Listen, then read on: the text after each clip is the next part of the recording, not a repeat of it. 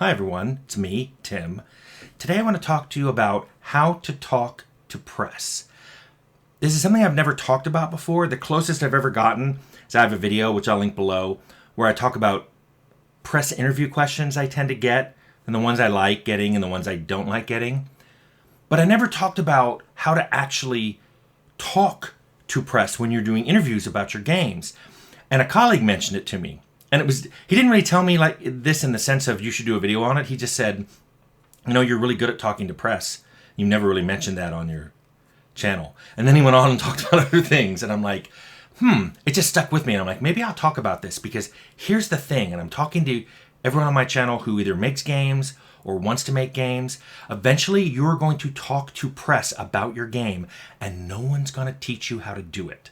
Well, I should say, usually you will be completely untrained in it. I have worked at some companies that have trained people. It's bizarre. It's usually really fast. It's not like a class or something. It's usually someone sits down with you and goes, here's what you need to do. To me, this training was always full of tells, but I'm not sure I can explain to you how I see them. But the three biggest tells for me is the first one is how they dress. I see people, game devs, every day. There's a game dev uniform. My friend's 9-year-old once spotted game developers on the street because of how they were dressed. She knew what was going on. I knew what was going on. You may not know. It's usually cargo pants and a dark, usually black t-shirt that's either got a game character or a band or a movie. It's kind of like the uniform. It's like we stamped out game developers with it. So the first tell for me is they're dressed up different, especially if they're in a button-down collared shirt. Most developers don't dress that way. The second one is how they talk. There's a cadence to how they're talking. I can't do it. I can't even mimic it. But when I hear it, I'm like, oh, they were told to talk like this. Or they're using a teleprompter. Or they had a script. But the final tell is something I always look for, and it's their hands. People don't know what to do with their hands, so they usually ask, what should I do? So sometimes you see people like this.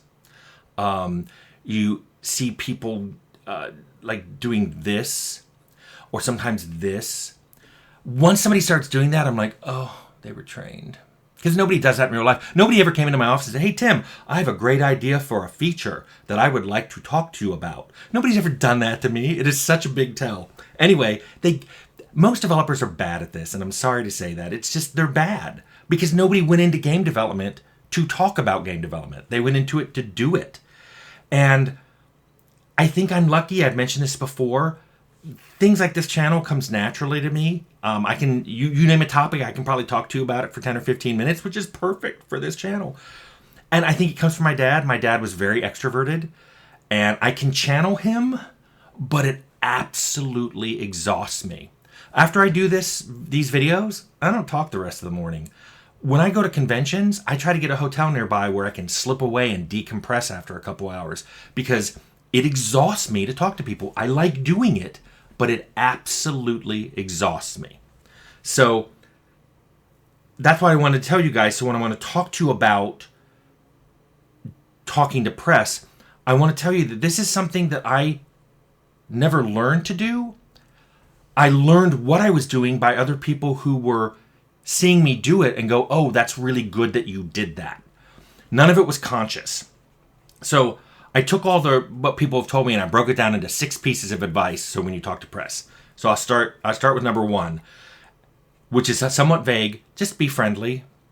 When you're talking about your game, some people adopt this somewhat hostile or data-like thing. Oh, we have 9 new features. These features are 1, blah, blah, blah, 2, blah, blah, blah.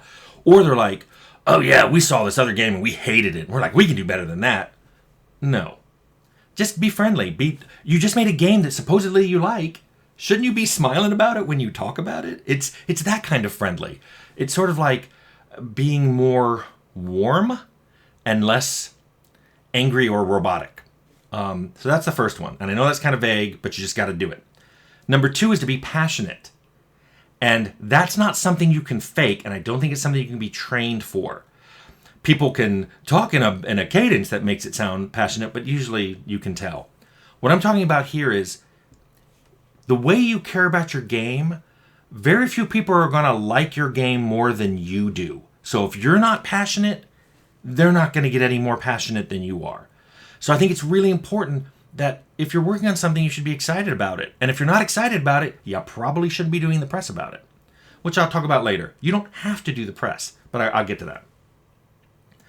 So the third one is be interested in the press event and the press person, and be interesting. And those are kind of related. The press people have done this a lot. They've talked to a lot of people. Probably even that day, they've talked to a lot of people. What are you going to do that stands out? What are you going to do that will make them remember you? What are you going to do that makes them get interested in what you're presenting?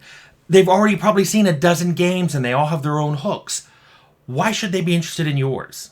That's what you have to think about before you go up there and talk. So have that in mind when you're going to talk. Be interested and interesting. The fourth one is difficult, and apparently it's something that I just do, but a lot of other people don't do that, which is talk in very succinct and specific sentences. It's what PR people will tell you are sound bites. Don't be vague. If someone says, hey, do you really like turn-based combat? Don't respond, I like that. Because they can't quote you. Say, I really like turn-based combat. I like turn-based combat better than real-time because of blah, blah, blah. That's a soundbite. That can be quoted. That can be picked up and put into a print article, or it can be cut out if it's on video. And anyone watching it, they don't need context to understand your soundbite.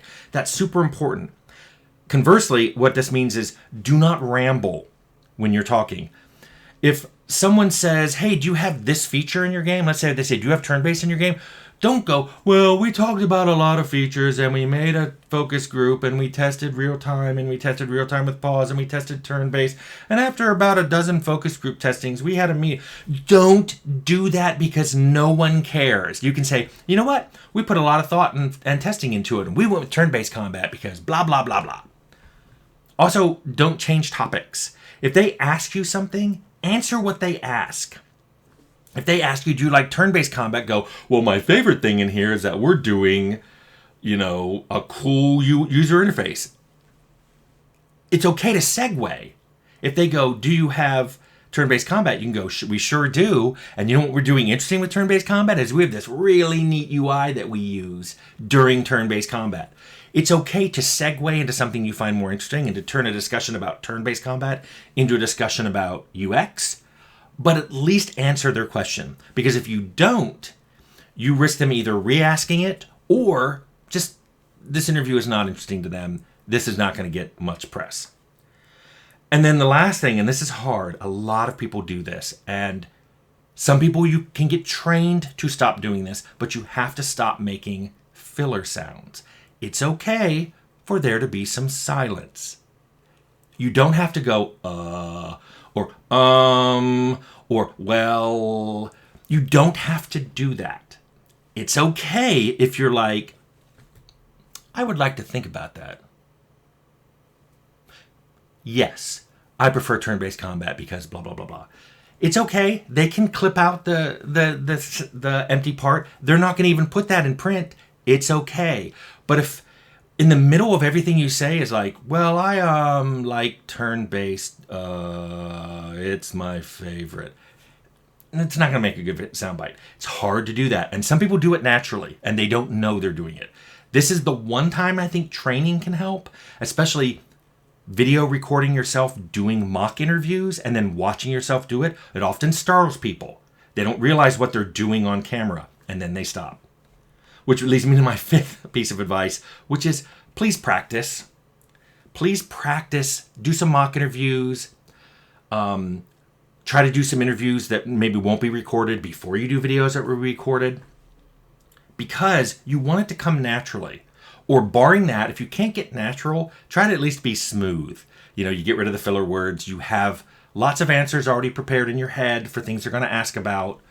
You already know what topics that you want to cover, things you might want to segue into after you answer their questions. But there's a converse to this. Don't overdo it so much that it becomes stilted. I have this problem. If I practice too much or try to script something, it comes across as very stilted, very unnatural. People who know me afterwards go, why were you talking like that? Because it feels very robotic, and I'd stop sounding like myself. I start talking about features in the game that I think you will enjoy, and reasons why you will enjoy them. And I become more monotonic. My face becomes expressionless. By the way, I have no control over my face. My face does this, which is why you see those silly thumbnails. I can't practice my face, so I just let my face do whatever my face wants to do. Here's my last and final piece of advice beyond my face. If after all this, you still don't like doing interviews, or you think you're not doing it well, don't do them. Step aside. Let some other team members try doing it. You may find some diamonds in the rough, and there may be someone on your team who's just awesome talking to press. They may just have really cool things to say. They may be super passionate. They may find this game interesting. What if it's their first game? No one forgets their first game. You know, I can still remember days working on Grand Slam Bridge back in the 80s.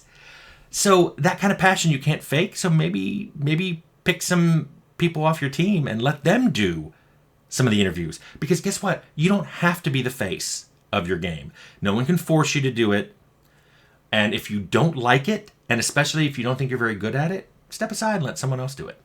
So that's my advice for all you game developers and budding game developers. You're eventually going to have to talk to the press. That's my advice on how to do it. Hope you liked it.